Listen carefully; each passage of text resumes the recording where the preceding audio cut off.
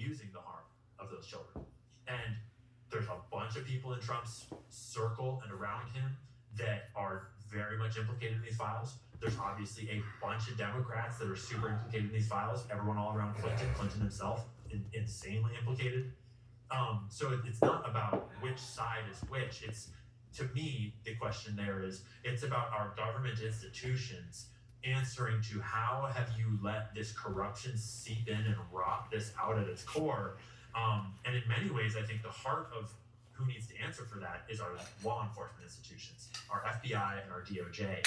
And I can't think of anybody who I'm more disgusted by right now in our government than Kash Patel and Pam Bondi for their gross misrepresentation of what this is and their blatant moving of goalposts on the way here.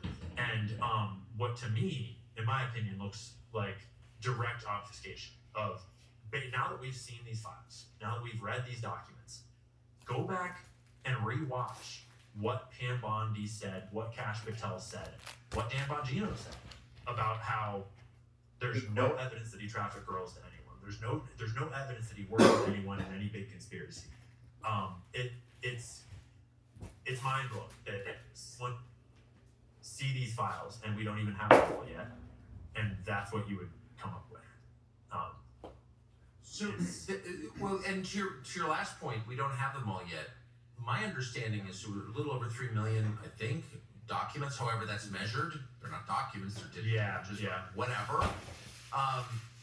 But that there are 1 million or more than 1 million more. This is like one tranche in a series. It's a little unclear. We were told that they had over 6 million. And so now that we have 3 point something million, speculatively there's several more million to go.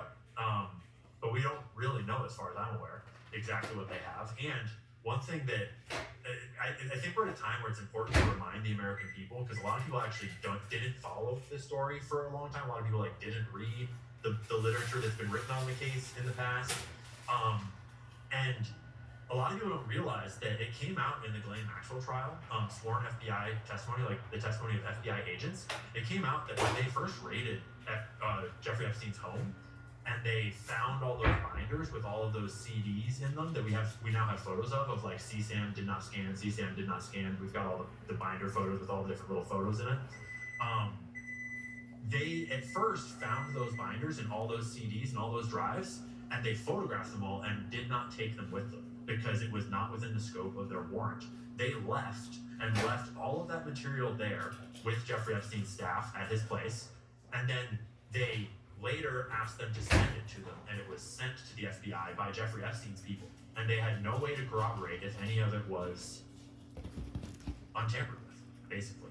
They didn't even raid several of his properties, and some of the properties that they did raid, they basically had advance warning, namely the island. So it's important to remember that A, we don't have all the documents that they actually do have yet, but B, the actual documents that they do have is built on such a pathetic original collection of evidence. Not because all the FBI agents were corrupt and didn't want to do it, but because something in the system, something in the nature of how this thing was protected, prevented any real acquisition of evidence where maybe they could have gotten, I'm sure they could have gotten a lot, but you're not going to get a whole lot when you raid the pedophile's mansion and say, hey, would you send me all your hard drives in a week? I would love to take a look at them, right? And so that when that came out in the Ghislaine Maxwell trials a couple of years ago, it was just sort of like a big slap in the face to the whole idea that we're ever going to get any real justice here. Kind of reminded me of MK Ultra, of what we have from the MK Ultra documents is mind-blowing and messed up and completely unbelievable. But people often forget that actually Dick Helms our understanding at this point is that Dick Helms burned and destroyed well over 90% of the actual files that